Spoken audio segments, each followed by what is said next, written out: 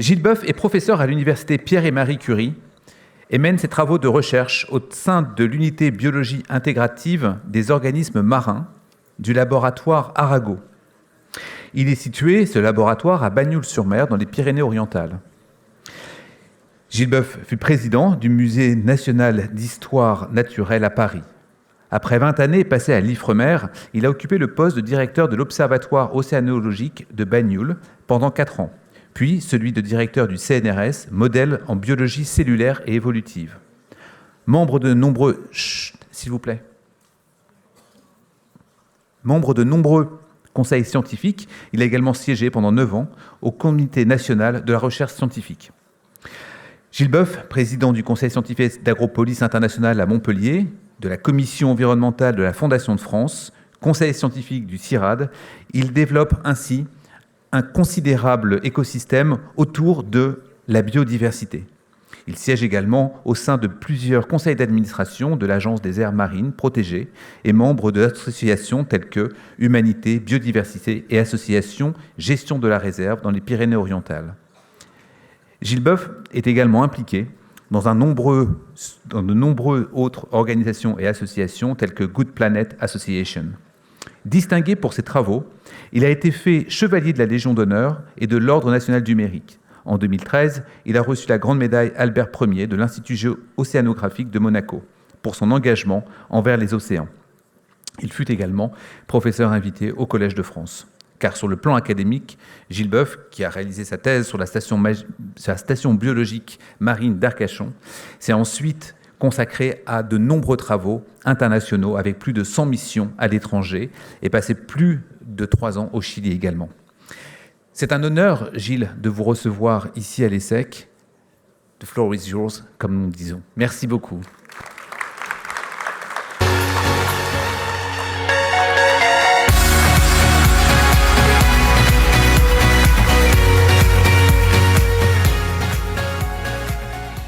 Thanks a lot for your kind invitation here. I'll continue in French, but I can speak in English and Spanish also, because I live a very long time in South America, mainly, as you told, Chile.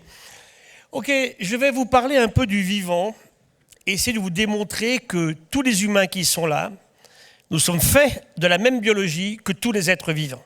Alors, je veux vous persuader cet après-midi que nous avons oublié que nous sommes vivants. C'est très important. Il nous faut de l'eau, il nous faut de l'air pour respirer, il nous faut manger. Tout ce que vous mangez, c'est de la biodiversité. Vous ne mangez pas un caillou, un fragment de roche. Hein. Vous ne mangez que du vivant. Et vous allez voir, vous ne coopérez qu'avec du vivant. Et souvent, je vais vous montrer la vie avec 3 écosystèmes, une goutte d'eau de mer, là où la vie est apparue, il y a à peu près 4000 millions d'années. Un sol, on marche dessus, un sol, mais c'est absolument génial. Hein. L'agriculture sans sol, elle n'existerait pas. Et je vais prendre un tube digestif, ou bien un utérus féminin. Hein. Et là, vous avez 3 écosystèmes qui sont essentiels dans la compréhension de ce qu'est la vie. Alors, l'humain dans le vivant, je vais commencer par vous montrer 2 écosystèmes. Alors, c'est quoi un écosystème ? Alors, maintenant, ici, dans les grandes écoles d'économie, on parle en biologie, j'aime beaucoup, l'ADN de l'entreprise, j'adore ça, hein, l'ADN de l'entreprise, ou bien l'écosystème de l'entreprise. Hein, on essaye de copier un peu ce vivant. Vous allez voir que c'est intéressant pour certaines images. J'ai pris les 2 écosystèmes les plus riches en nombre d'espèces ramenées à la surface, la forêt tropicale humide, un morceau de France en Amazonie, la Guyane, et puis un écosystème français aussi en Nouvelle-Calédonie, hein, qu'on maltraite en ce moment, la Nouvelle-Calédonie, où là vous avez, sur 1 km² de récif comme celui-là, plus de poissons que dans toute l'Europe. Vous voyez qu'il y a des zones du monde extrêmement riches en vivants. Sur un morceau, 1 km² d'Amazonie, il y a peut-être 30 000 espèces vivantes. Hein. Il y a combien d'espèces vivantes en France métropolitaine ? Je regardais ce matin en pensant à vous, on est à 103 323 espèces connues. Des bactéries, des protistes, je vais vous en montrer tout à l'heure, des champignons, des plantes et des animaux. Et l'humain est une des espèces. Parmi, on connaît à peu près 2,5 millions d'espèces sur la Terre aujourd'hui. Et ces écosystèmes, ils s'en vont, on les détruit. Hein, la forêt tropicale humide, elle part à la vitesse de la superficie de la Grande-Bretagne chaque année. Et le récif corallien, on a tué 50% des récifs en 50 ans. Vous allez voir que ça va avoir des impacts directs sur vos activités à vous en sciences économiques. Hein. On ne peut pas imaginer une économie qui tourne liée à une destruction systématique du vivant. Ce n'est pas possible. Le rapport de IPBES est sorti la semaine dernière. J'ai fait partie 5 ans, c'est l'équivalent de IPCC Climat pour la biodiversity. Eh bien, on démontre effectivement que chaque fois qu'on prend en compte ce vivant, qu'on regarde comment il est, on s'en sort beaucoup mieux économiquement parlant. Plus de la moitié de tous les échanges financiers actuels de la Terre sont liés à du vivant. Parce qu'on ne mange que ce vivant et on ne coopère qu'avec ce vivant. Aujourd'hui, vous savez, un corps humain, moi, vous, c'est beaucoup plus de bactéries que de cellules humaines. Dans mes cheveux, mes trous de nez, on a dit dans un utérus tout à l'heure, dans un tube digestif, sur la peau, sur une peau saine. Alors, ça, on l'a oublié. Et si on massacre ceci, si on le destitue, l'humain ne pourra pas vivre en harmonie avec son milieu. Donc, mon combat, c'est de vous ramener à ce que nous sommes, beaucoup d'humilité, de la glace sur la tête, et de réfléchir que l'humain, il est totalement inclus là-dedans. Alors, je vous ai mis ici ce que fait l'humain. Shanghai, on parlera un peu de la Chine. Là, vous avez, dans une ville comme ça, le tiers des Français. 33 millions d'habitants, la même ville, same city. Et tout ça, ils sont capables de construire une tour Montparnasse par jour. Et l'impact, bien sûr, du développement chinois est très fort aussi sur ces systèmes qu'on évoque. Alors, ceci nous amène à 2 questions essentielles. Aujourd'hui, le climat, je vous en parlerai un petit peu. Mon amie Valérie est venue vous en parler en début de semaine. Je t'interviens beaucoup avec Valérie Masson-Delmotte. Elle parle du climat et moi du vivant. On est très liés, on s'aime beaucoup. Et c'est très complémentaire, vous allez voir. Là, je vous ai mis la température de surface de l'océan sur 140 ans. C'est la même pour celle de l'air. Et en bas, je vous ai mis le corollaire pour un marin, la montée du niveau de la mer. La mer va monter. Et croyez-moi, ce n'est pas pour quelques 10 années. La mer va monter encore très longtemps. La mer a beaucoup bougé au cours du temps. Le climat a beaucoup changé. Quand il fait froid, le niveau de la mer diminue, puisqu'il y a beaucoup de glace, bien sûr. Quand il fait chaud, à l'inverse, ces glaces, elles fondent, et le niveau de l'océan augmente. Et y compris en France métropolitaine, on va perdre beaucoup d'espace, dans le monde partout aujourd'hui, sur les littoraux. Le côté vivant, il est là. Alors, je vous ai mis un de mes chouchous, là. Celui-ci. Il s'appelle Accipicer sturio. C'est l'esturgeon européen. Ce poisson est très ancien, peut-être 800 millions d'années. Il est fabuleux. La femelle que vous avez ici, 100 kilos, 2 ovaires, imaginez un peu, de 10 kilos chacun. Et vous, dans votre économie, 3300 € le kilo de caviar. Combien vaut cet animal? C'est les femelles qui valent. Les mâles ne valent pas grand-chose. Le sperme, ça ne vaut pas grand-chose. Mais le caviar des femelles est fondamental. Et bien, elle disparaît. Il n'en reste même pas 100 de vivantes aujourd'hui dans le monde. Il n'en reste plus qu'en France, dont 3 rivières. Et je me bats depuis 20 ans pour essayer de garder avec nous cette espèce encore vivante. La glace eel, la petite anguille qu'on appelle la civelle, est en train de disparaître. Il y a 30 ans, ce poisson faisait la moitié de la masse de tous les poissons dans les rivières européennes. Aujourd'hui, peut-être 1%. Même raison, le kilo de glace eel sur le marché international, en Chine, au Japon, en Espagne, c'est entre 700 et 2000 € le kilo. Voilà pourquoi notre économie est folle. Et là, je vais vous convaincre à vous, dans une école d'économie, on ne peut pas continuer avec un système où quand quelque chose vaut très cher, eh bien, on les détruit. C'est là que l'esprit humain ne colle pas très bien. On se croit beau et intelligent, on n'est pas grand-chose, en fait, finalement, parce qu'on tue. Ce qui pourrait effectivement amener à des économies très solides sur des longues durées. Alors, le climat, il a changé. Je vous ai mis ici un caillou, pas beau du tout, ici, qui est ici, là, celui-ci. Ce caillou, il tombe sur la ville de Toulouse en mai 1864, 1864. Il tombe, et un brave paysan ramasse ce caillou. J'aime beaucoup cette histoire parce que quel animal aurait ramassé un morceau de météorite? Aucun. Il n'y a que l'humain pour faire ça. À quoi ça sert de ramasser un caillou? C'est génial. Ce caillou, il est arrivé dans nos collections à Paris maintenant, et on l'a étudié grâce à des nanosondes. Et là, on en pleure. Vous caressez un caillou qui a l'âge du soleil et de la terre. C'est moche comme tout, c'est pas beau du tout. Et c'est mon rôle de scientifique de vous raconter une merveilleuse histoire pour vous faire rêver à partir d'un objet vraiment moche et vraiment pas beau, quoi. C'est ça qui est très important. Respect pour ce caillou. Il a effectivement un peu moins de 4000 millions d'années, ce caillou. Il raconte l'histoire du bombardement de la Terre, quand la Terre s'est formée, il y a maintenant très longtemps. Et je vous ai mis ici ensuite l'océan. L'océan, depuis 100 millions d'années, il ne bouge pas. Il a la même composition. On y va. Et vous allez voir que c'est intéressant parce que l'océan, il contient surtout 2 éléments de la chimie. Vous avez fait un peu de chimie aussi, vous vous rappelez vos cours de seconde, hein. Le chlorure de sodium. Ces 2 éléments-là, ils font 80% de l'eau de mer. Hein. Et au sein de nous-mêmes, on a aussi du chlorure de sodium. Je vais vous le montrer tout à l'heure. Vous allez voir qu'au sein de chacun d'entre nous ici, on a un petit océan. Ça va nous rapprocher, bien sûr, du grand frère, hein, qui est l'océan mondial, duquel la vie est sortie il y a maintenant très longtemps. Je vous ai mis ici un estuaire. On est en Afrique, hein, c'est pour montrer ça à Aïcha, avec qui j'étais tout à l'heure. Ah, c'est Madagascar. Vous avez ici fresh water, de l'eau douce, ici, là. Ici, sea water, l'eau de mer. Et ça, c'est quoi, ça? C'est ni de l'eau de mer, ni de l'eau douce. Vous savez ce que je vous ai mis ici? Votre sang en ce moment. Hein, je vous fais une prise de sang tout à l'heure, là, et je vais trouver dans votre sang, tiens, 142 millimoles de sodium. Tous, garçons et filles, c'est pareil, hein. Noir à point bleu, rouge à point jaune, on a tous 142 millimoles de sodium dans notre sang. Alors promettez-le-moi, la prochaine prise de sang, vous direz à votre médecin, ayez une pensée émue pour la composition de votre sang à vous. Vous venez de l'océan ancestral. Chlorure, 105 chez l'humain. L'océan, c'est 560.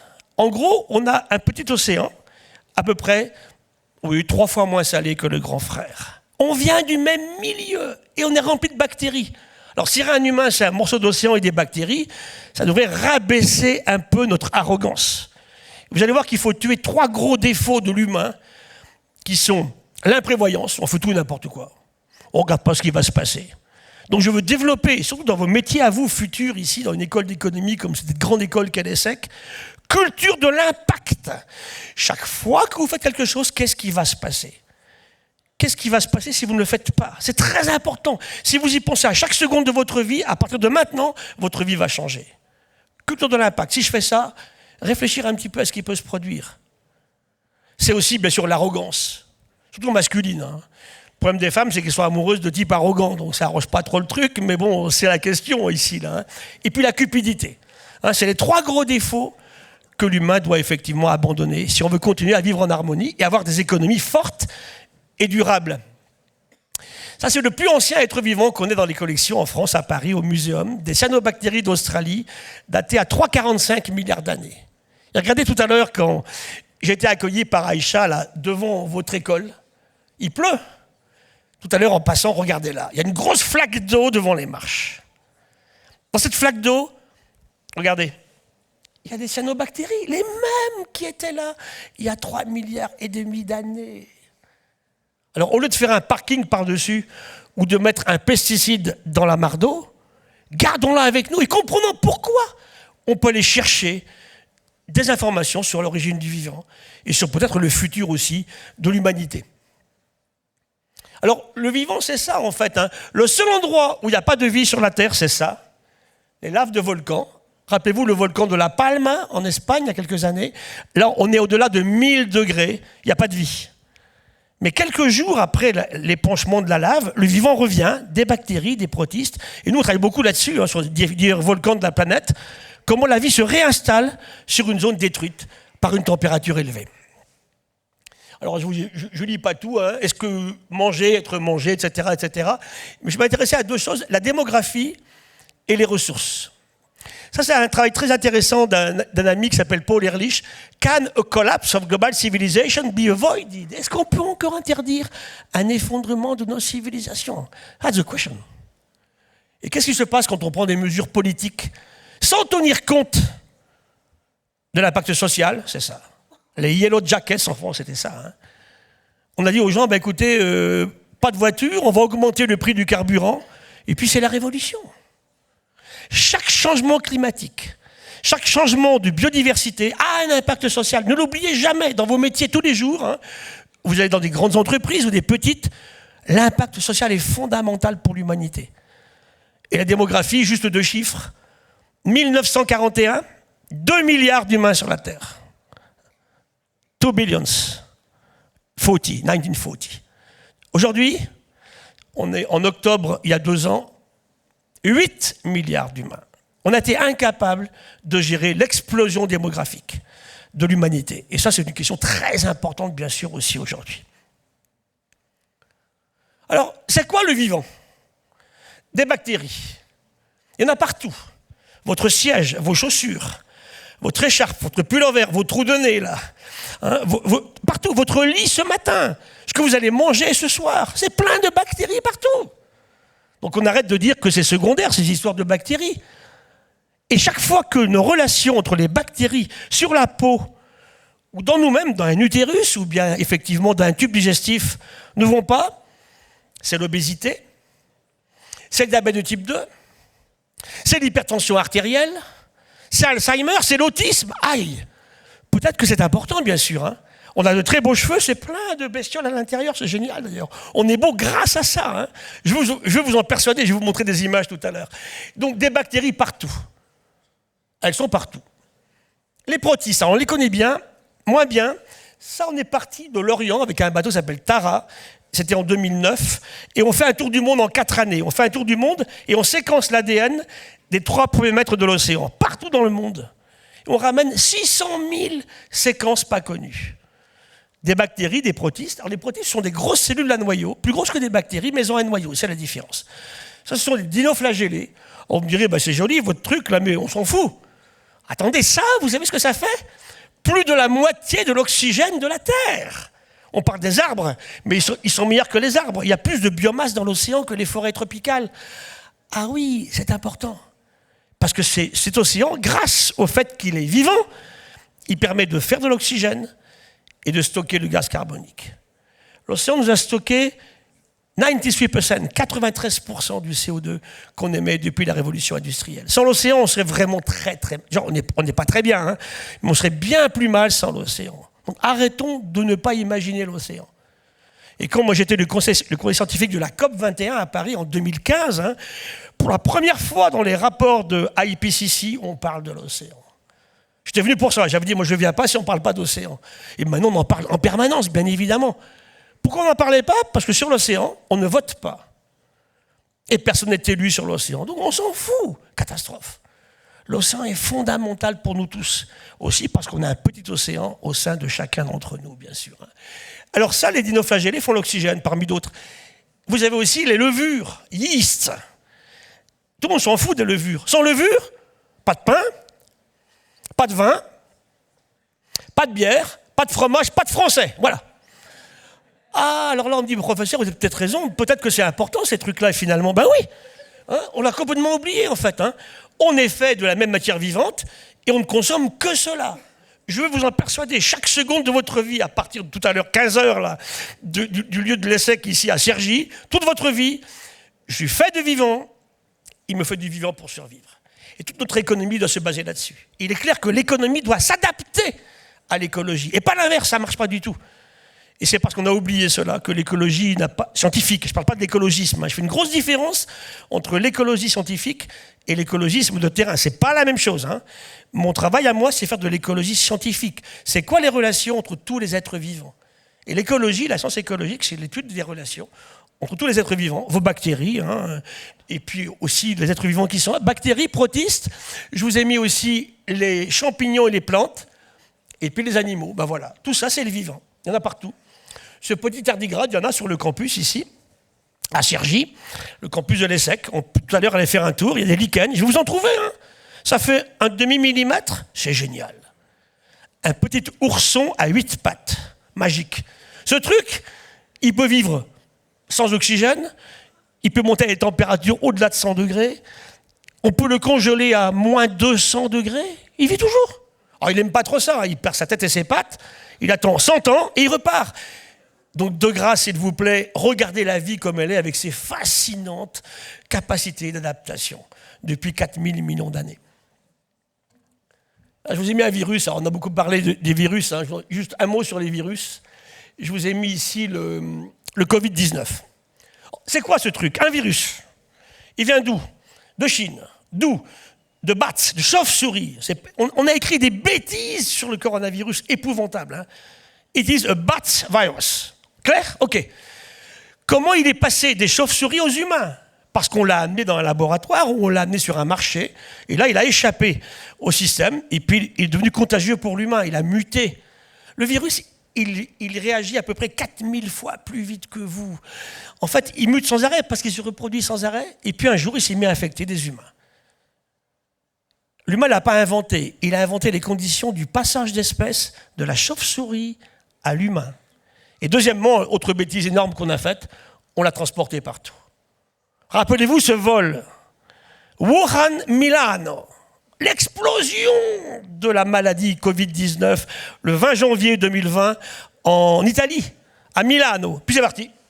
Puis il a fait le tour du monde. Il va tuer à peu près 10 millions d'humains, c'est pas beaucoup, hein, on est 8 milliards. Mais il n'a pas tué n'importe qui, il a tué des vieux. On l'avait écrit, nous, dès mars 2020, j'avais dit, on va perdre nos grands-pères et nos grands-mères. Ça, c'est clair, hein, parce que les défenses immunitaires ne sont pas les mêmes. Des vieux, plus d'hommes que de femmes. Et surtout, il a tué des gens dans la détresse et dans la pauvreté. Les Nord-Américains ont été beaucoup touchés par le virus, pas parce qu'ils sont noirs, parce qu'ils sont trop gros, parce qu'on mange mal. Et je disais un jour au président français, vous savez, moi quand j'avais 20 ans, hein, à votre âge, les pauvres, ils étaient maigres. Maintenant, les pauvres, ils sont gros. Donc il y a vraiment une question aussi de sociologie que j'évoquais. Qu'est-ce qu'on mange, comment on mange, hein. Trop de sucre, trop de graisse, bien évidemment. Pas assez d'activité physique aussi, hein. Faites du sport, c'est fondamental. Hein. Les filles aussi, pas que les garçons. Faites tous du sport, vous verrez, ça va résoudre beaucoup des problèmes que l'on a aujourd'hui. Alors voilà, ça c'est tout le vivant. On adore faire ça au muséum, on est payé pour ça, vous voyez. Hein. Tout ce qui vit sur la Terre depuis le premier être vivant il y a 4000 millions d'années, et toutes les cellules qui sont là, jusque-là, l'humain est quelque part là-dedans, hein. C'est l'évolution du vivant. Alors c'est un cadeau que je vous fais, ça, c'est une espèce qu'on a trouvée il y a 2 ans en Corse, lors d'une grande expédition. Je ne connaissais pas ce truc-là. Très joli, nouvelle espèce pour la France. En gros, on décrit 100 espèces nouvelles par an en France et 700 pour l'Europe. Et dans le monde, entre 16 000 et 18 000 espèces nouvelles. Beaucoup de petits, on ne trouve pas de nouveaux éléphants, hein, mais on trouve des bactéries, on trouve des champignons, bien sûr. Hein. Celui-ci, vous ne le verrez jamais. Il s'appelait Prolagus, comme ça. Il vivait que en Corse. Il y a 8000 ans, les humains font des bateaux assez puissants, arrivent en Corse, trouvent ce truc-là. Ils les mangent tous. On a mis des chiens en plus, on a mis des chats, ils ont tout bouffé. À 6000 ans, il disparaît des gisements. Le Prolagus a été exterminé par l'humanité. Il y en a plein comme ça qui se passent. Sur les îles en particulier, parce que c'est très fragile sur une île. Quand on vit que là, hein, comment on fait pour échapper à la prédation? Ça, c'est le Beiji, le dauphin du Yangtze-Kiang en Chine. Hein, du côté de Wuhan, sur le Yangtze-Kiang, là-bas, il vivait que là-bas. Le dernier disparaît en 2007. Hein. J'y allais, on faisait des mesures avec mes amis chinois. On émettait des ondes sonores. Ils répondaient.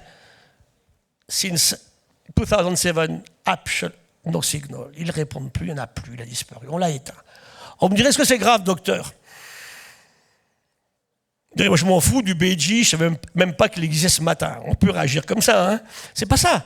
C'est dans une longue liste en ce moment de choses qui s'effondrent parce que l'humain est imprévoyant, il ne fait pas attention, il est arrogant et il est cupide. Alors voici les écosystèmes. Choisissez le meilleur pour vous, hein, les pôles, les plaines céréalières, le milieu humide, tout ce que l'océan, la forêt tropicale, mais n'oubliez jamais celui-là, ça, en ce moment-là, votre utérus chez les filles, et puis l'intestin qui est là, c'est son bébé qui va naître.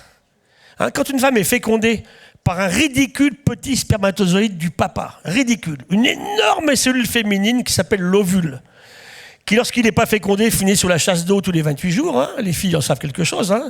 Les règles, c'est quand même un problème pour les jeunes filles. Hein. Les garçons ne sont pas préoccupés par ça. Hein. Mais c'est fondamental.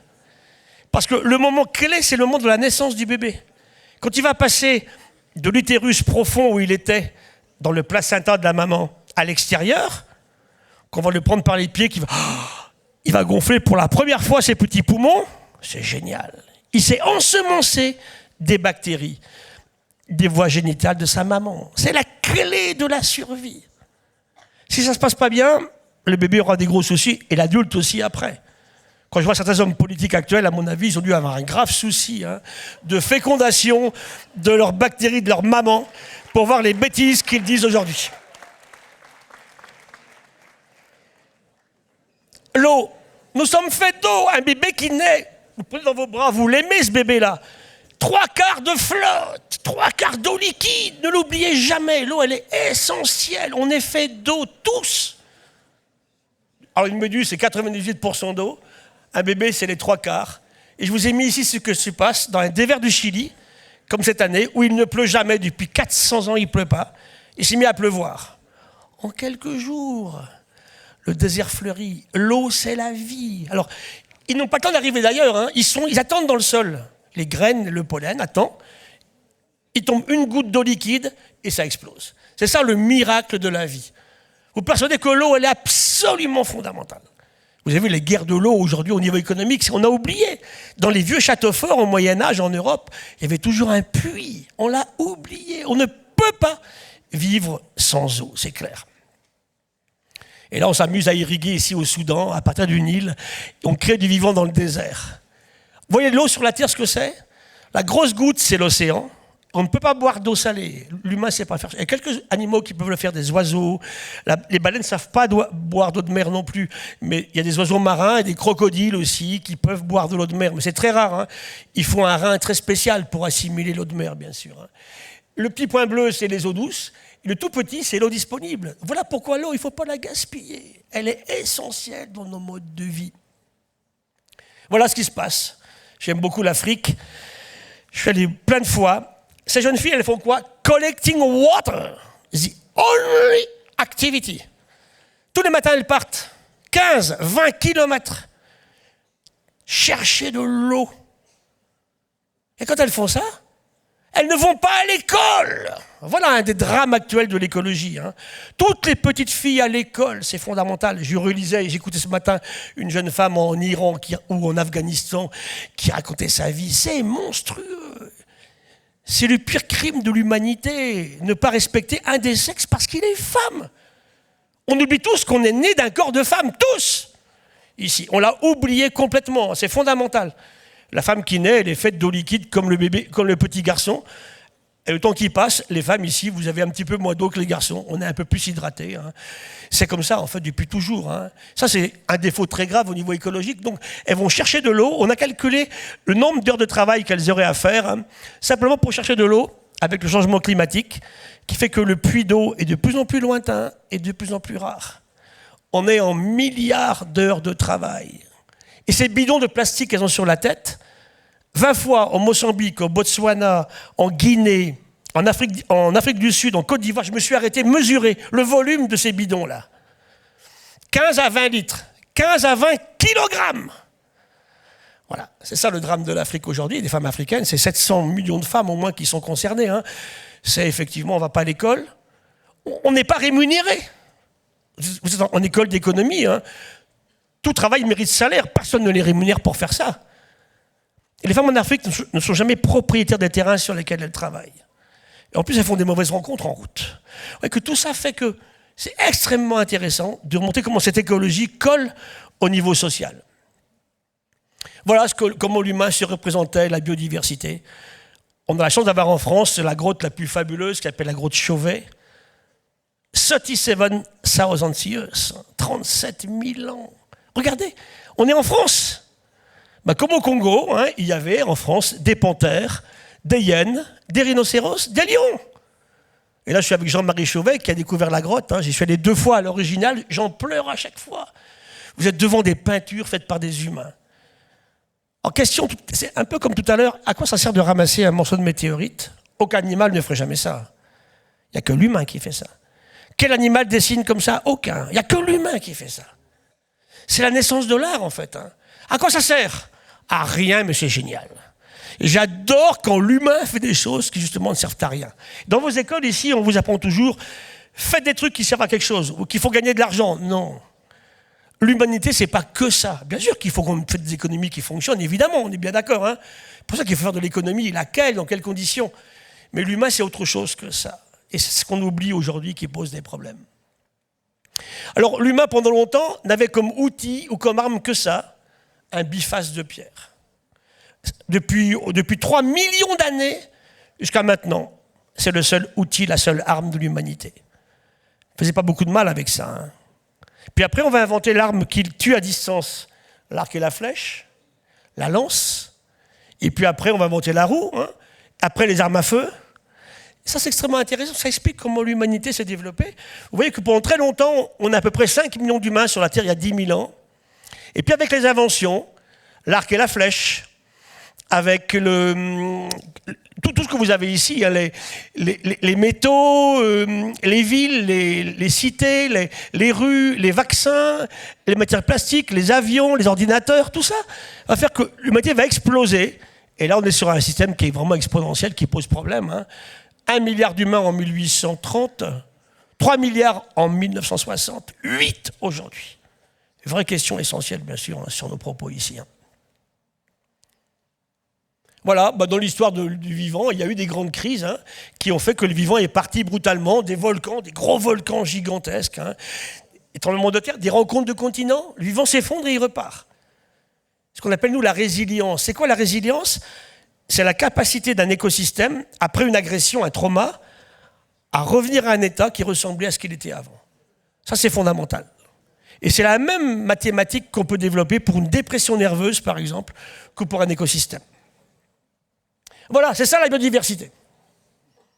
Vous voyez qu'effectivement, c'est important, ce n'est pas que des animaux sauvages hein, ou des plantes. On s'est mis à élever des poulets ou des vaches. Alors, je ne suis pas contre les élevages, mais il y en a trop aujourd'hui, c'est clair. Hein. On est en train de voir l'effondrement du vivant sauvage et une explosion du vivant domestique. Et puis 2 très beaux livres à lire, hein, l'un sur les arbres de Marc-André Sellos et l'autre sur les bébés de Éric Batteste, hein, sur ces questions-là. Voilà une goutte d'eau de mer. La vie est apparue là, il y a 4000 millions d'années. Regardez comme c'est beau, lorsqu'on a fait Tara, on a ramené des séquences, des virus, des bactéries, des protistes. Un sol. Dans les sols, il y a 2 fois plus d'espèces connues que dans tout l'océan. Et qu'est-ce qu'on a fait ? On a tué la moitié de nos sols. Pesticides, insecticides, fongicides, herbicides, des engrais, tout et n'importe comment. Et ça, c'est la cause des cancers actuellement. Hein. Quand vous voyez aujourd'hui, moi j'ai des étudiants de votre âge, quand je vais à Sciences Po, hein, cancer du sein à 30 ans, ça n'existait pas. Jamais cancer du sein chez des garçons. En ce moment, on voit l'explosion de cancer du pancréas, y compris chez les paysans. Hein.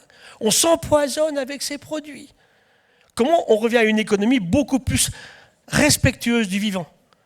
Vous savez, un sol qui est vivant, c'est plus de productivité, donc plus de matière organique au mètre carré, c'est une meilleure résistance au climat qui change, et c'est une résistance à l'arrivée des envahisseurs.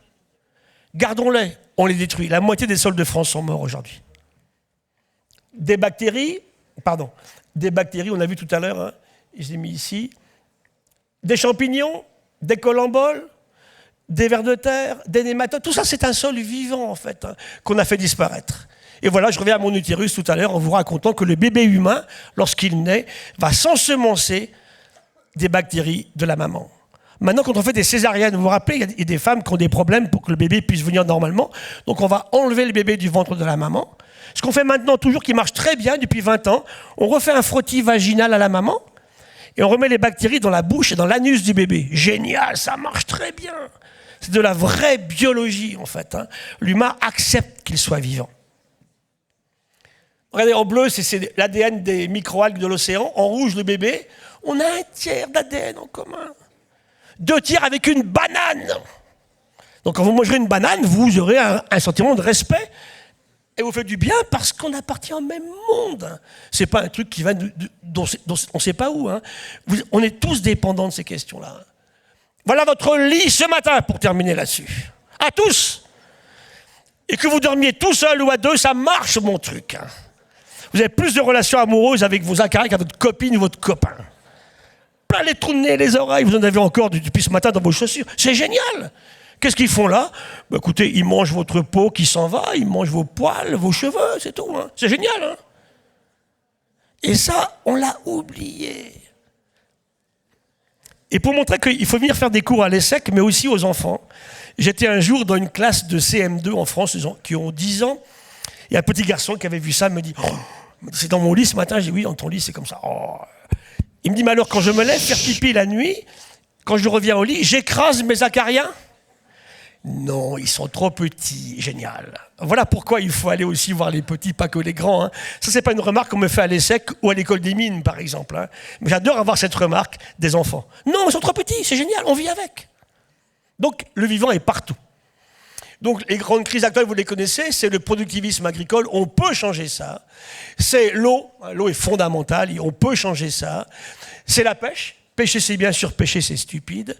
C'est la déforestation, il faut l'arrêter aussi. Et c'est aussi le vivant qui s'en va partout. Et enfin, c'est la pollution partout, hein, avec des produits chimiques qu'on met partout, dans les rivières, dans l'air, sur les champs, partout. Tous ici, dans les cheveux, on a plein de trucs horribles, en fait. Hein. Il y a une campagne d'écologistes, d'ailleurs, vous aviez accueilli Claire Louvian il y a quelque temps. Elle a parlé du mercure dans les thons. Bah oui, les sushis, sashimi, une fois par semaine, pas plus. Parce que ces poissons qui vivent longtemps.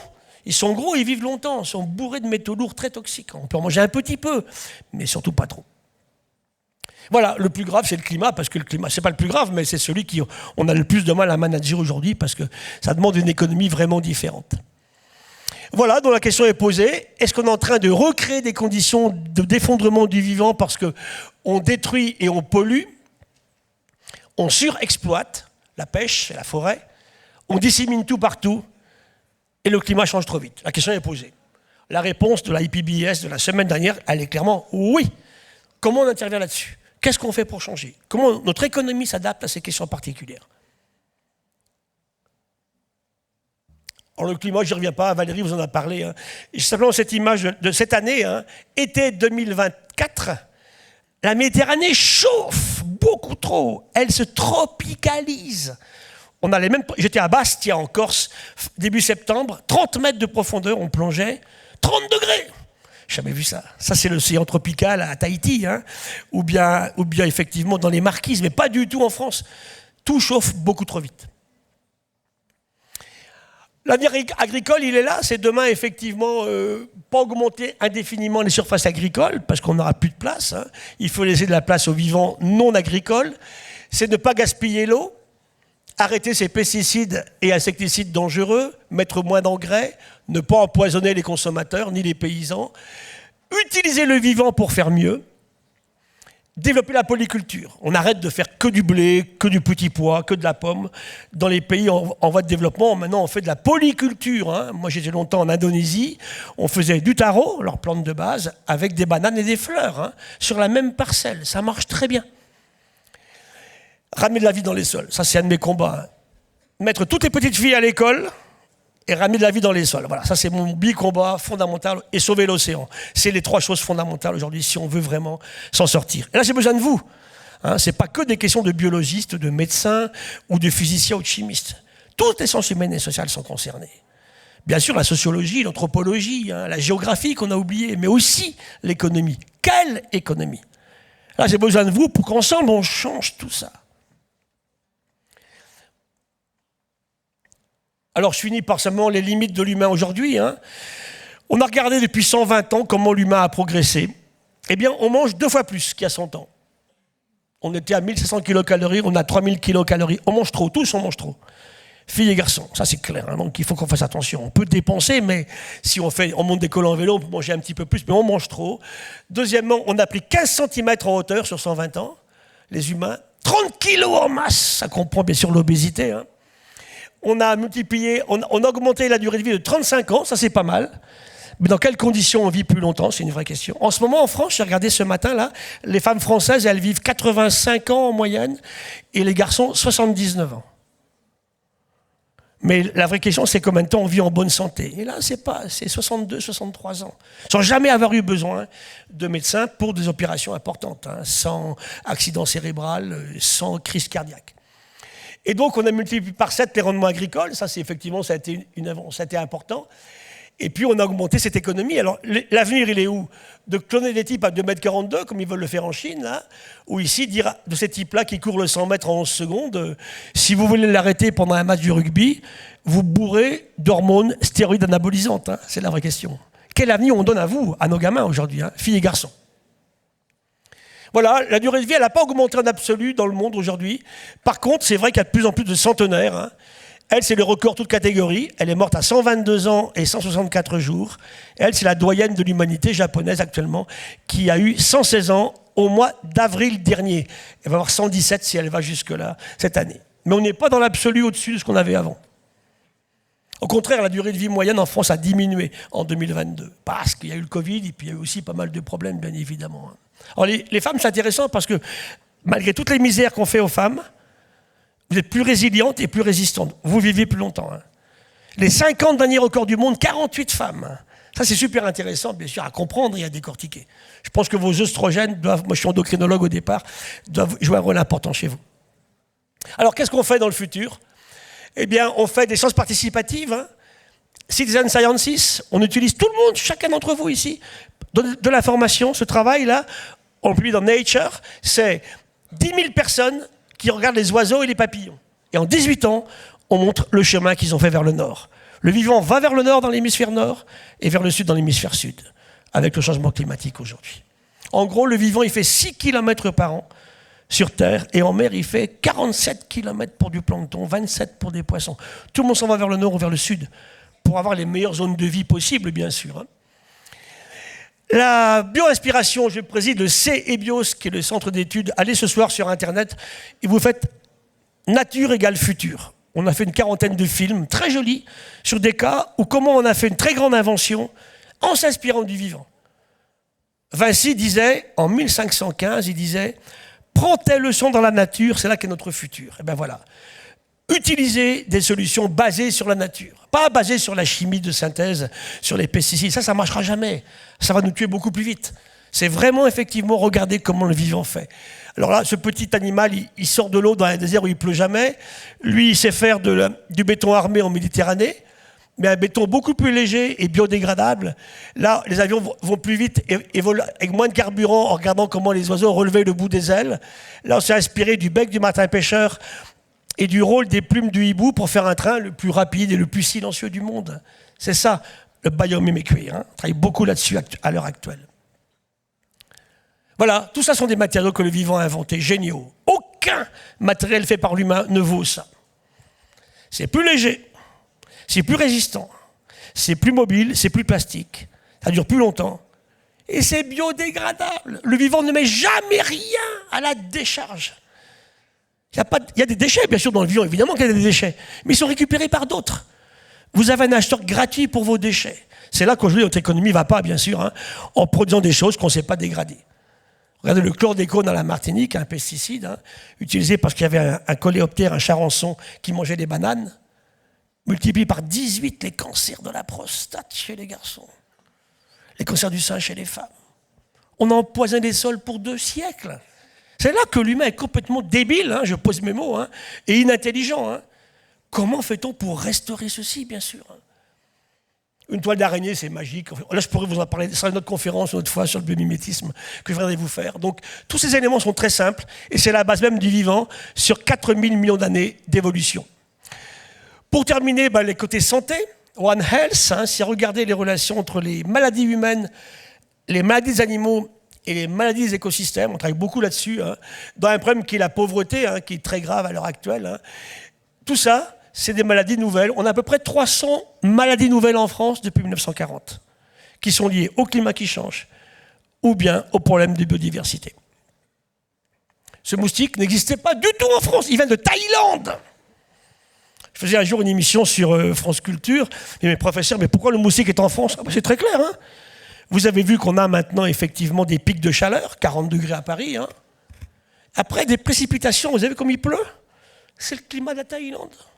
Et on a pris un bateau avec des vieux pneumatiques de voiture, des vieux pneus qu'on a amenés en Europe. Il restait un peu d'eau dedans. Et on a ramené les moustiques partout, au Brésil, en France, partout. Ils viennent de Thaïlande, ils viennent d'Afrique, pour le paludisme. Ça, c'est le drame actuel d'une seule santé. Voilà, santé des humains, des animaux, des écosystèmes. Ça, c'est une clé fondamentale de la compréhension du futur de nos économies. Une influence directe sur notre santé. Pour terminer, 2 mots de philosophie. Changer. Sri Aurobindo était un penseur indien à l'époque où il n'y avait ni écologiste ni écologue.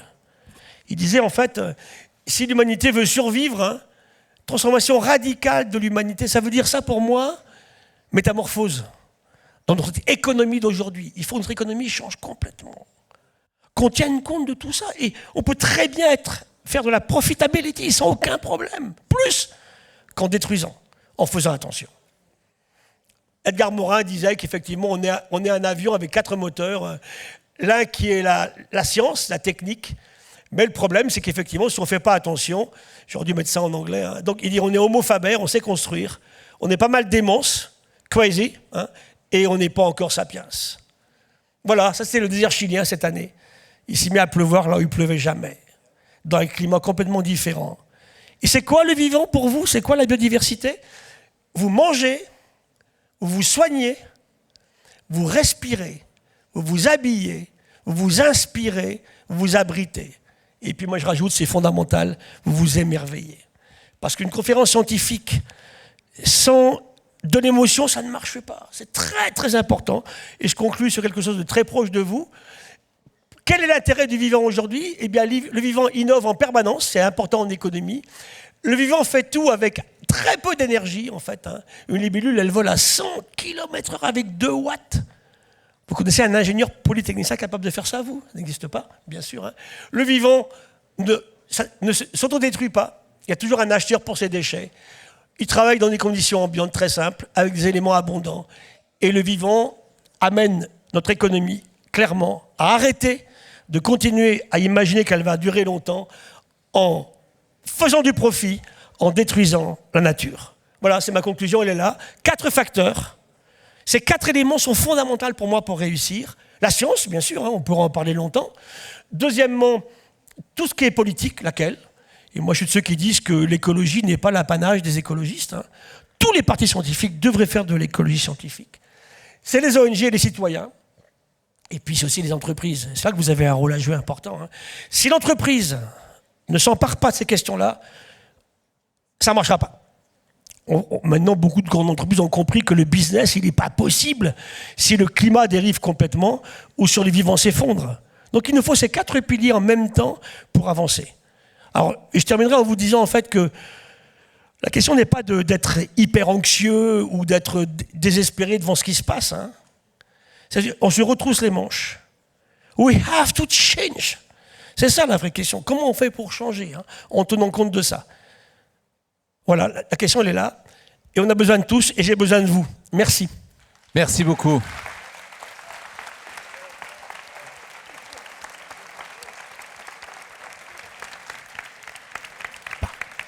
Merci infiniment. Merci Gilles Boeuf. Je vais demander aux étudiants de venir nous rejoindre sur scène, ceux qui ont préparé les questions. Si vous voulez bien venir me rejoindre, ceux qui ont préparé. En attendant que les étudiants arrivent, Gilles, j'ai 2 questions.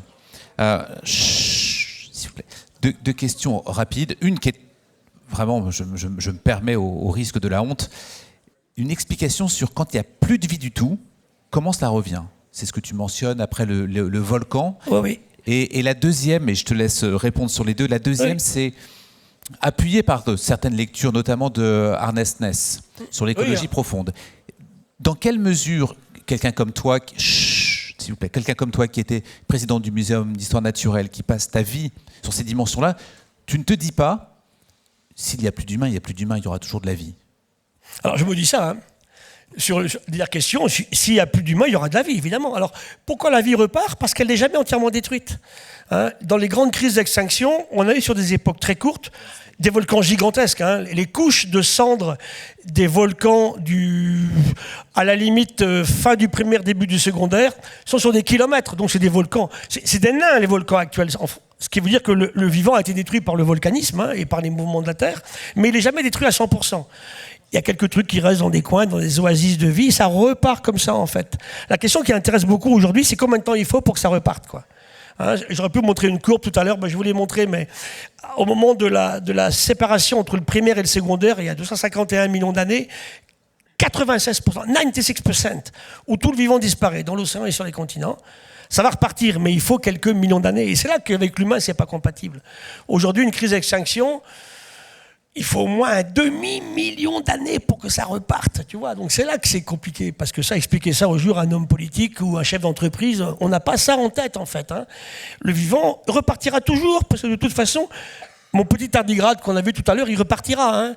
Ou une bactérie dans l'océan, elle repartira. Mais bon, la place pour les gros, il n'y en aura plus. Hein. Les girafes, les éléphants, ils seront partis, et les humains seront partis avec. Hein. Alors après, sur effectivement, oui, l'humain peut très bien... Alors moi, je ne suis pas dans les pessimistes. On me dit, pourquoi vous n'êtes pas désespéré? D'abord, je suis optimiste. Hein. Moi, j'ai 2 filles et 5 petites filles en plus. Alors, vous voyez que je me bats pour les femmes quand même, hein, vous l'avez compris. C'est tellement important, c'est de dire aux jeunes, écoutez, c'est vrai que c'est compliqué. Ils partent avec un handicap. Hein. Moi, quand j'avais votre âge, je démarrais, j'avais 18, 20 ans. J'étais à l'université en médecine, moi je démarrais en médecine. Et puis c'est vrai qu'on avait ça en tête, mais pas aussi fort que ça l'est aujourd'hui. Donc ça veut dire que comment aujourd'hui, tous les humains et tous les intellectuels que nous sommes, hein, les universitaires, les scientifiques, et puis toutes les sciences, hein, y compris humaines et sociales, s'emparent de ces questions-là. Mais il faut convaincre le grand public que tout ça c'est important. En ce moment, ce qui me désespère un petit peu, c'est les mouvements politiques actuels qui font qu'on dit, écoutez, basta, les paysans ne sont pas contents, donc on met des pesticides partout. Et ça va faire qu'accélérer le désastre, en fait. Hein. Donc, le refuser, se battre, et je suivrai Edgar Morin qui disait encore récemment, à 103 ans, le pire n'est pas certain. Hein, c'est vrai que le probable qu'on nous promet là, il n'est pas très engageant, mais il peut ne pas se produire si on accepte de changer. Merci pour votre intervention, très intéressant. Vous avez parlé de biomimicrie. Oui. Et nous sommes étudiants de gestion, donc je voudrais demander, est-ce qu'il y a quelque chose qu'on peut copier dans un écosystème naturel pour le porter dans un écosystème d'entreprise? Complètement. Alors, je ne vais pas dire copier, j'aime pas le mot copier, je veux dire m'inspirer d'eux, d'accord? Inspire me, hein. Copier, c'est bon, c'est bête. C'est s'inspirer, c'est chercher dans le vivant pourquoi tel système fonctionne. Souvent, moi, il m'arrive quelque chose, où je lis le journal, je me dis comment le vivant aurait réagi face à une agression comme ça, tu vois? Ça m'intéresse beaucoup. Il y a plein, on peut s'inspirer pour faire des choses plus efficaces, moins chères, qui ne sont pas polluantes pour l'environnement. Et même, on peut s'inspirer aussi pour l'IA, hein, pour l'intelligence artificielle. Le vivant a déjà fait tout ça, en fait. Hein. Sur 4000 millions d'années, il avait le temps. Donc, il y a plein d'aspects où on peut vraiment regarder comment le vivant aurait fait, et on fait beaucoup mieux. Faire voler des avions plus vite, comment consommer des carburants. Regarde comment tu es habillé ce matin, là, tu vois. Hein, tu as des chaussures, hein, tu as un pantalon en coton, un pull en coton, c'est que du vivant, de la matière vivante. Hein. Ou même ce qui vient du pétrole. Hein. Dans les cheveux, on a plein de bactéries, donc acceptons-le. Hein, on est fait de ça. On a des cheveux magnifiques, hein, mais si je gratouille, il y a plein de choses dedans, en fait. Hein. C'est ça qui est beau. Et dites-vous bien que si vous ne les aviez pas, vous ne seriez pas beau du tout. Donc tu vois, c'est accepter qu'on est dedans, et en faisant attention, donc c'est développer une culture de l'impact, tu vois, qui est vraiment importante. Ok, merci.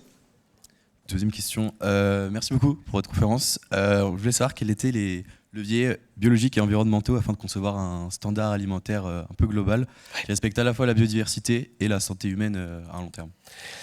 Alimentation, c'est simple, que c'est là le plus vite possible, vous pouvez intervenir. Qu'est-ce que vous mangez tous les jours? Hein, arrêtez de manger des kiwis en France entre le mois d'août et le mois de décembre. Ils viennent de New Zealand. Ça coûte trop cher en énergie pour les amener. Vous attendez que les kiwis, on les ait en France dans nos jardins, puisqu'on a apporté la plante de Nouvelle-Zélande et on fait des kiwis maintenant chez nous de décembre à mai. Thierry Marx, qui est un très grand chef cuisinier, nous dit « Jamais manger une tomate entre novembre et mai. Elles sont dégueulasses, elles n'ont pas de goût, c'est pas la saison des tomates chez nous. Hein. » Et même, on se rend compte maintenant que la qualité de la tomate en janvier n'est pas du tout la même que celle de la tomate au mois d'août. Donc, vous voyez que ce que vous mangez est très important. Donc, faire attention à ce qu'on mange. Alors, au niveau alimentaire, c'est manger moins de viande. Hein, tu vois, moi, j'ai été également, tout à l'heure, on ne l'a pas dit parce que c'est nouveau, mais j'ai été le président du comité de transformation écologique de Paris 2024, des Jeux Olympiques. On a servi 35 millions de repas là, à Paris pendant les Jeux Olympiques. Là. On n'a jamais dépassé 17% de protéines animales. Donc beaucoup moins de viande, beaucoup moins de poisson. Pas vegan, hein, moi je ne suis pas pour le véganisme. Mais ça veut dire effectivement en manger moins, en manger différemment. On peut être vegan, je respecte ça. Hein. Mais dans ce cas, il faut prendre un peu de vitamine B12. L'humain n'est pas fait pour être vegan. L'humain, il est omnivore, c'est comme ça. Mais il faut baisser beaucoup dans la diète, effectivement, la consommation. Et ce qu'on a fait beaucoup aussi, c'est qu'on n'a pas amené un seul kilo d'aliments par avion. Tout a été amené de la proximité, en fait, et on a alimenté 35 millions de personnes. Donc l'alimentation, c'est très important. Ce que vous mangez, en mangez moins, beaucoup mieux, et d'accepter de rémunérer le monde agricole. Quand il vous fait un beau produit bio, eh bien vous acceptez de le payer. Ça, c'est fondamental. Merci pour votre intervention. On voit que le phénomène de montée des eaux devient de plus en plus récurrent un peu partout dans le monde et qui pourrait impacter de nouvelles régions. Donc comment s'adapter et atténuer la montée des eaux? Si tu veux, le drame du climat, c'est que quand j'étais en Afrique, là, je parle de mes voyages en Afrique, je suis beaucoup allé. Chaque chef d'État, le chef d'État de la Guinée, Conakry, du Botswana, de la Namibie, du Ghana, me disait, professeur, vous nous demandez de nous adapter, nous Africains. Mais c'est vous qui avez changé le climat. Si le climat change tant en ce moment, en Afrique du Sud, par exemple, il ne pleut plus. Hein. C'est la faute des pays développés. Donc, vous voyez, l'économie est super importante. Hein. Les durées de vie, je parlais des durées de vie tout à l'heure. Je me suis amusé à faire quelque chose pas très... J'avais fait quand même, j'ai calculé tous les pays du monde où on vit longtemps. Ce sont tous des pays où on fait une grosse dépense énergétique. Donc, j'ai fait une relation entre la durée de vie et les kilowattheures consommés, tu vois. Et je m'étais même amusé à calculer la consommation énergétique de Jeanne Calment, hein, la doyenne de l'humanité. J'ai pas l'énergie pour amener 8 milliards d'humains à 122 ans et 164 jours. Tu vois comment c'est effectivement disparate. Hein. Au Zimbabwe, la durée de vie, c'est 46 ans. Et on vit vieux dans les pays où on met beaucoup d'énergie. On chauffe les vieilles personnes pendant, bien sûr, l'hiver. On les refroidit pendant l'été. Ça explique aussi ça des problèmes de conflit. Hein. Vous vous rappelez la guerre du Vietnam, hein. On mettait des jeunes gamins américains de votre âge, de 20 ans, au Vietnam, forêt tropicale humide, hyper chargée en vapeur d'eau. Ils sont morts, ils ont perdu la guerre. Pourquoi? Parce que leur physiologie ne marchait plus. On ne peut pas faire d'efforts physiques quand vous avez une température élevée et une chaleur humide. On ne peut pas transpirer. Or, le seul système qui marche chez l'humain au-delà de 33 degrés, c'est la transpiration. Vous voyez comment l'humain est lié à des choses qui sont très claires. Donc, vis-à-vis de ta question sur l'alimentation, et puis au pays en voie de développement, ce n'est pas les mêmes développements. Et donc, on avait fait un calcul à l'époque, tu te souviens, on avait regardé, on avait ramené la consommation de chaque humain à une surface agricole pour produire ses aliments, et une surface aussi pour éliminer ses déchets. On est arrivé en France, c'était 5 hectares. Aux US, c'était 8 hectares. Il nous fallait 3 terres. Et on avait regardé en Chine, par exemple, ou en Inde, hein, on était à 1,8, tu vois. Donc ça veut dire que comment vivre aujourd'hui en faisant beaucoup plus attention, en relation avec cet environnement, en respectant les femmes, pour moi c'est vraiment essentiel, ça on l'a complètement oublié. Qu'est-ce qui se passe en Afghanistan? On a dit aujourd'hui, c'est monstrueux, hein, c'est vraiment épouvantable. Aujourd'hui, naître petite fille, aujourd'hui, c'est un handicap, quoi. Ça, c'est absolument... Même chez nous, c'est pas beaucoup mieux, hein. Moi, je vois comment les femmes sont maltraitées partout, y compris en France, d'ailleurs, hein. Donc, il y a un gros effort à faire à ce niveau-là. L'alimentation, les modes de vie. Et puis, finalement, garder de l'espoir en se disant que si on fait un peu plus attention, en partageant beaucoup plus. Et pour ça, il faut de l'amour pour les autres, hein. Et quand j'écoute les hommes politiques actuellement, ils n'ont pas souvent le mot amour dans la bouche, hein. Premièrement, merci beaucoup pour cette présentation vivante, justement. Et ma question, si vous me permettez, j'aimerais vous mettre un peu notre position à nous et revenir sur tout ce qui était biomimétisme. Et donc vous demander qu'est-ce que vous voyez comme caractéristiques animales, végétales ou modèles, systèmes qui se trouvent dans la nature, qui seraient utilisés en 2080.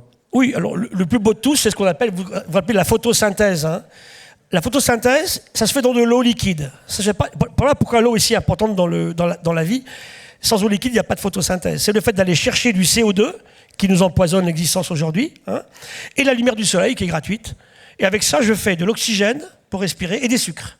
Tout est parti de là. Donc on travaille beaucoup sur la photosynthèse artificielle au Collège de France, on travaille là-dessus, pour faire des feuilles artificielles, parce que la feuille d'un arbre, en fait, elle est capable de sortir l'hydrogène de l'eau, sans énergie importante, et elle est capable de garder l'énergie pendant la nuit, ce que nous, on ne sait pas faire. Donc là, ça va être comment on stocke l'énergie, tu vois? Comment on va la faire? C'est une question importante. Donc s'inspirer du vivant, c'est très très important. Les rendements ne sont pas bons avec les critères actuels. Il faut vraiment travailler là-dessus. Puis ça va être tout ce qui est aussi, si tu veux, le fait que le vivant ne jette jamais rien. Il s'auto-empoisonne jamais. Le vivant fait des poisons horribles, horribles. Vous mangez de l'aconite, des champignons mortels, vous êtes mort, hein? Mais le vivant sait dégrader ces molécules. Nous, on a inventé 3000 molécules de synthèse, pesticides, insecticides sur les champs, que ni l'humain ni le vivant ne savent dégrader, tu vois. Ça, il faut arrêter ça tout de suite. Donc le vivant, ça va être de la parcimonie, hein, consommer moins, beaucoup mieux, et puis en ayant une espérance de vie, et puis des espoirs de vie différents de la seule profitabilité économique, tu vois. Je crois que là, et voilà pourquoi j'ai besoin de l'entreprise.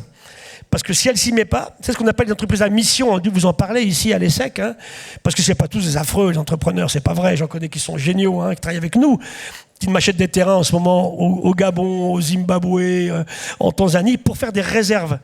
On n'enlève pas les activités des gens qui sont là, hein. Il y a des paysans, il y a des pêcheurs, mais sans pesticides et sans activité de destruction de la biodiversité.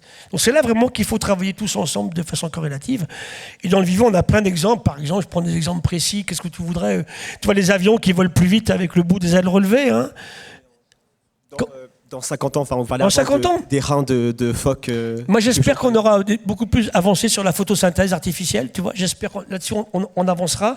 C'est aussi, je pense, demain, être beaucoup mieux capable de produire sans détruire, hein. Ça, c'est vraiment très, très important. Garder des écosystèmes, s'émerveiller. Je pense qu'il n'y a pas assez d'émerveillement, tu vois, pour que tous ensemble, on ait envie d'y aller, quoi, hein. Quand on communique avec un enfant, avec un adulte. Alors après, je ne lis pas dans la boule de cristal, si tu veux, hein. Je suis ce qui se passe aujourd'hui. Par exemple, on travaille beaucoup en ce moment avec les gens du design, hein. J'ai beaucoup d'architectes qui prévoient les villes du futur, très bio-inspirées, avec de la végétation en ville. On sait faire des bâtiments maintenant où on peut vivre sans chauffer et sans refroidir. On sait faire ça. Comment ramener du vivant en ville, tu vois? Comment donner envie aux gens d'être heureux en ville? C'est ça la vraie question, hein, parce qu'aujourd'hui, les gens sont malheureux. Les barres d'immeubles qu'on a détruites des années 60 de vos grands-parents, c'est une catastrophe, quoi. Ça virait à la délinquance complète parce qu'on n'a pas fait attention. Beaucoup plus de partage aussi, bien sûr, hein. Et convaincre les gens qu'aujourd'hui, la question, c'est effectivement de respecter son voisin, de vivre avec. Le vivant sait faire ça. Et le vivant aussi, c'est intéressant, parce que face à une agression, il y a des extinctions, ça existe, hein. Mais comme on l'a vu tout à l'heure, ça dure un certain temps, c'est pas pour tout le temps. Donc aujourd'hui, c'est être plus respectueux de ce vivant, arrêter de le détruire, hein, et arrêter une économie qui accepte le profit sur la destruction ou la surexploitation de ce vivant. Merci infiniment, Gilles Boeuf.